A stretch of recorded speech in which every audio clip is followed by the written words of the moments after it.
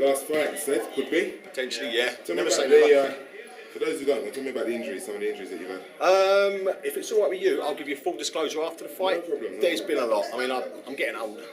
I'm 36, I'm not old yet, but there's been a few. One of them real quite serious, and the rest are just normal. It's affected training, but it has not affected my confidence, and in fact, it's adjusted my ability, and it's made me work on areas of weakness which have now developed. So I'm feeling pretty good. Looking at Linton, what do you expect from him? I mean, he's a bit of a wily fighter. Can be unpredictable as well. Linton's great. I'm not taking anything away from Linton other than his title. His stand-up's good. His ground game's good. His wrestling's good. The guy's a great fighter, and I'm honoured to be in a cage with the guy. In fact, it's a great test for me. I've looked and watched his fights. You know, we tried to formulate a game plan, but you can't be certain. You never know what these guys are going to do. I'm ready for everything. You said you left it in the cage in terms of your training. You have no stone unturned. If it is the last time we see you, it's a short MMA career, isn't it? I mean, it's kind of like you've just come and gone. You know, this is the thing. I absolutely love the sport. I started late. I come into it late. But what's happened? It just exploded, and I've had an amazing gym that's just taken off. The business is doing so well. That puts a lot of pressure on me. I've got a fantastic family, commitments and things like that, and it's basically. For myself, I'm an obsessive freak. I can't do things by half.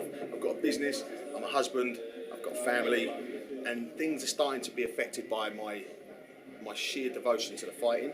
Now, I do love to fight, and that doesn't mean to say I'm never going to fight again, but if I'm going to fight, it's got to be a fight worth getting excited for. So I'm looking for, if I can perform well Saturday, maybe a shot at the UFC. I mean, that would just be the dream. I'd take that at a click of a finger. So there are fights I would take, but I've just got to be a little bit sensible, you know.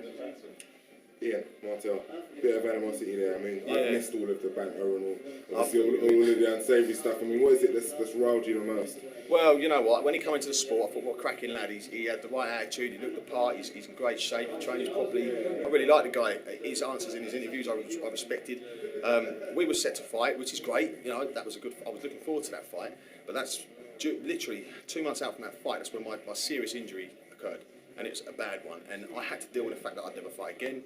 I had to deal with a lot of stuff, and I was in a pretty bad place. And then all I hear is him on Sky Sports calling me a bitch, which is wrong. I mean, okay, that's how some people like to conduct themselves within the sport. But for me, I respect the sport. I respect all the guys that get in there, and I just don't think by calling someone a bitch, in my personal opinion, is a good thing. And it upset me a little bit, and for that reason, I dislike the man. So that fight will never happen. I mean, that's what you said in the press conference.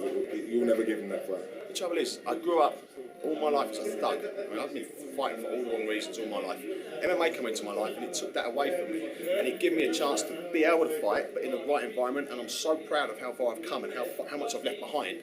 And to fight him now, with the feelings I have towards the guy, would almost be like going back to my old ways and fighting for the wrong reasons. This is a sport. It's a sport I loved. This sport saved my life.